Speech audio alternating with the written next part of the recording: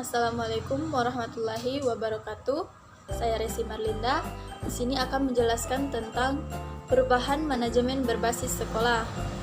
Kemampuan sekolah untuk berubah ditentukan seberapa berdaya warga sekolah untuk melakukan perubahan dan mengelola perubahan. Perubahan sendiri dapat terjadi di dalam sekolah maupun di luar sekolah, yang berimplikasi pada terjadinya perubahan di dalam sekolah. Perubahan sendiri tidak serta-merta terjadi perubahan, tetapi adanya proses berbasis sekolah. Keberhasilan perubahan berbasis sekolah tergantung pada manajemen perubahannya. Oleh karena itu, membutuhkan manajemen perubahan agar perubahan yang terjadi di sekolah betul-betul dibangun bersama dari nilai-nilai kebersamaan seluruh warga sekolah, sehingga dampak dari perubahan tersebut dapat diarahkan pada titik perubahan yang bersifat positif. Selanjutnya, pengertian manajemen. Manajemen adalah proses yang khas terdiri dari perencanaan, pengorganisasian, pergerakan, dan pengendalian yang dilakukan oleh pengelola organisasi dengan memberdayakan sumber daya manusia dan sumber daya lainnya dalam rangka mencapai tujuan bersama yang telah ditetapkan secara efektif dan secara efisien. Selanjutnya, perubahan yang memiliki kata dasar ubah, yang berarti menjadi lain atau berganti. Kata ubah sendiri mengalami proses penambahan imbuhan menjadi perubahan, memiliki makna keadaan berubah, peralihan, atau pertukaran. Makna perubahan ini sendiri memberi arti bahwa bergesernya atau bergantinya satu kondisi ke kondisi lainnya, atau adanya perbedaan sesuatu dari kondisi sebelumnya yang dibuktikan oleh hadirnya upaya baru ke arah yang lebih baik. Perubahan merujuk pada sebuah terjadinya sesuatu yang berbeda dengan sebelumnya. Pengertian perubahan bila dihubungkan dengan organisasi, maka diartikan bahwa perubahan sebagai pergeseran dari keadaan sekarang suatu organisasi menuju keadaan yang diinginkan di masa depan atau masa yang akan datang. Perubahan sendiri dari keadaan sekarang dapat dilihat dari sudut struktur, proses, dan budaya. Jadi manajemen perubahan dalam konteks organisasi yaitu suatu proses yang sistematis dari perencanaan, pengorganisasian, pergerakan, dan pengendalian yang dilakukan oleh pengelola organisasi untuk bergeser dari kondisi sekarang menuju kondisi yang diinginkan. Dengan memberdayakan sumber daya organisasi dalam rangka mencapai tujuan bersama yang telah ditetapkan secara efektif dan efisien. Dengan kata lain, manajemen perubahan adalah tindakan beralihnya sesuatu organisasi dari kondisi yang sebelumnya, the before condition, menjadi keadaan yang setelahnya, atau the after condition, dengan harapan kondisi setelahnya lebih baik dari sebelumnya. Dalam setiap organisasi perlu adanya pembaharuan atau change agent, yaitu orang yang mampu melakukan perubahan. Kepala sekolah sebagai pemimpin di sekolah memiliki tugas dan tanggung jawab melakukan perubahan itu, karena pada dirinya juga melekat tanggung jawab sebagai change agent. Kepala sekolah memiliki kewenangan untuk mengambil keputusan-keputusan penting karena sekolah mau dibawa dan perubahan apa yang akan dilakukan. Perubahan dalam arti peningkatan yang terus-menerus, mampu memberikan kontribusi terhadap peningkatan kinerja dan kompetensi segenap staf dan warga sekolah, yang pada gilirannya dapat membawa efek terhadap peningkatan mutu pendidikan di sekolahnya. Pada level tersebut, setiap individu akan menegakkan pola hubungan dan rutinitas baru yang mengandung gagasan perubahan.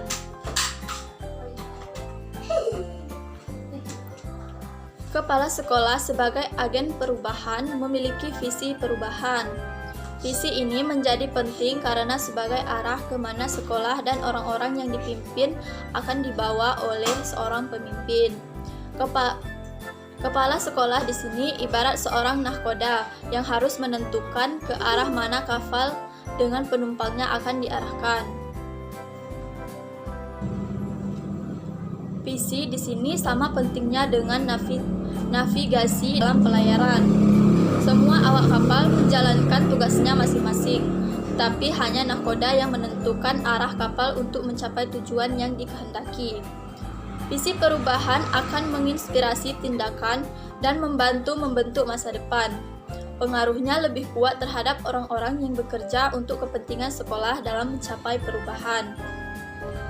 Di dalam melakukan perubahan sendiri, kepala sekolah harus memahami bahwa ada perubahan yang direncanakan atau planned change dan ada perubahan yang tidak direncanakan atau unplanned change. Perubahan yang tidak direncanakan apabila tidak dikenali dan diantisipasi dengan baik, ada kemungkinan akan menggagalkan perubahan yang direncanakan. Aktor penggagas dan penggerak perubahan perlu tidak direncanakan. Perubahan ada yang dapat diprediksi, tetapi lebih banyak yang sulit diprediksi, sehingga perlu dikelola dengan baik atau diperlukannya manajemen perubahan. Manajemen perubahan di sekolah mencakup dua komponen utama, yaitu yang saling terkait, karena sekolah harus dilihat sebagai satu kesatuan yang senantiasa diupayakan untuk meningkatkan output pendidikan. Dua komponen utama tersebut adalah yang pertama yaitu perubahan dalam pengelolaan yang meliputi kepemimpinan, komunikasi, dan hubungan internal dan eksternal lembaga. Kedua, perubahan dalam sekolah. Untuk mendukung terwujudnya perubahan tersebut meliputi tim manajemen supervisi, peran guru, peran para staf dan pendukung profesional, metodologi perbaikan berkelanjutan, dan rancang bangun kurikulum, monitoring terhadap kemajuan siswa dan program penilaian. Kedua, komponen tersebut merupakan satu kesatuan yang tidak dapat dipisahkan. Artinya, perubahan di dalam sekolah kurang dapat berlangsung secara efektif bila mana terjadi perubahan dalam pengelolaan. Demikian sebaliknya, perubahan di dalam sekolah kurang dapat terlaksana dengan efektif bila mana tidak dibarengi oleh perubahan dalam pengelolaan. Oleh karena itu, kedua komponen tersebut harus dapat bersinergi sehingga mampu mendorong terjadinya perubahan dalam sekolah. Terkait dengan dua komponen tersebut, maka hal yang penting dicermati bila diinginkan perubahan terjadi di sekolah.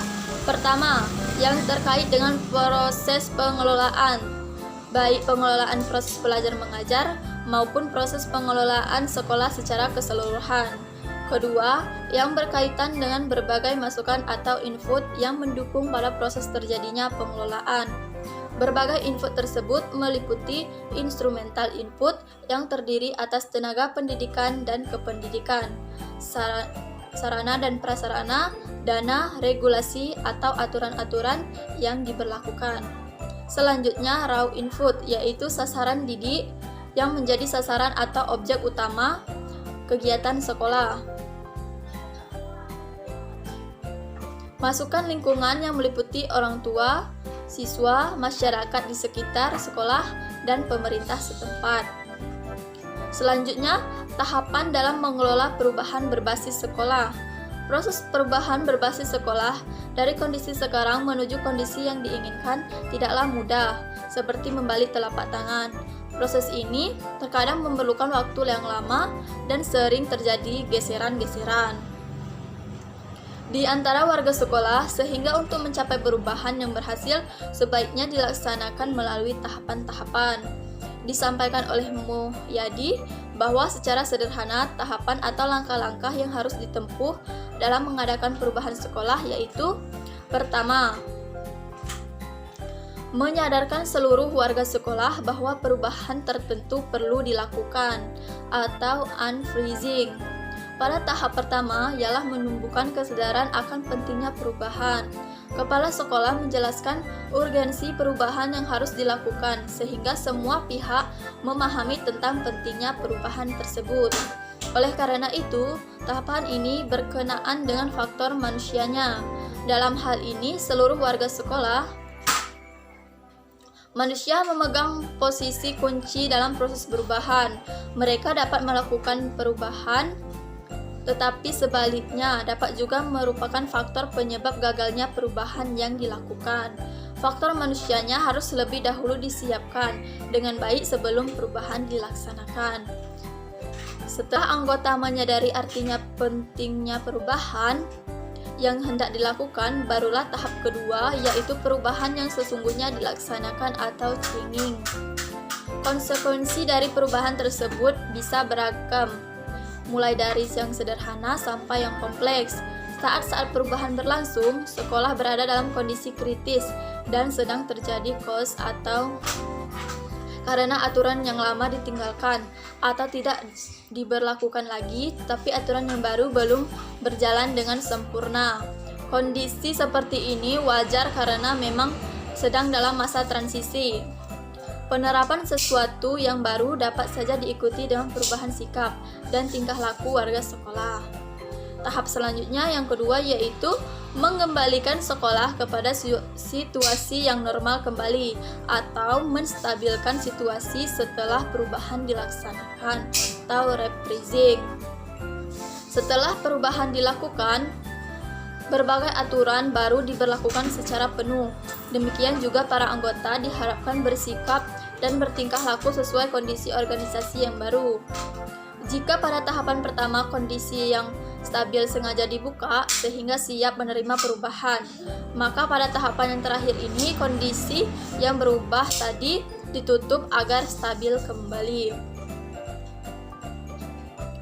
Tahapan-tahapan perubahan itu perlu dipahami oleh para kepala sekolah dalam memperjuangkan perubahan manajemen sebagai salah satu tantangan krusial manajemen sekolah saat ini. Apapun jenis tujuan yang hendak dicapai dari suatu perubahan, setiap perubahan harus disiapkan dengan mengikuti langkah-langkah tertentu. Jadi, dari pembahasan tadi dapat kita simpulkan bahwa pada konteks perubahan berbasis sekolah, kunci keberhasilannya terletak pada masing-masing individu warga sekolah, sehingga setiap individu harus memahami arti perubahan dan pada akhirnya mendukung perubahan. Nilai-nilai dan keyakinan serta kebiasaan yang telah dibentuk dan disepakati bersama oleh seluruh komponen warga sekolah, baik internal maupun eksternal, menjadi pedoman dalam berperilaku dan menjadi identitas sekolah, sehingga perubahan berbasis sekolah dapat berdampak positif bagi manusia, warga sekolah, dan maupun kemajuan sekolah. Persoalannya bukan pada seringnya terjadi perubahan, namun pada kemajuan seluruh komponen sekolah, memanajemen perubahan berbasis sekolah, sehingga apapun bentuk perubahan itu merupakan hasil kesepakatan dan kesepahaman bersama dan dapat didukung serta dilakukan bersama untuk kemajuan sekolah. Mungkin hanya itu yang dapat saya jelaskan. Lebih dan kurang saya mohon maaf. Saya akhiri. Wassalamualaikum warahmatullahi wabarakatuh.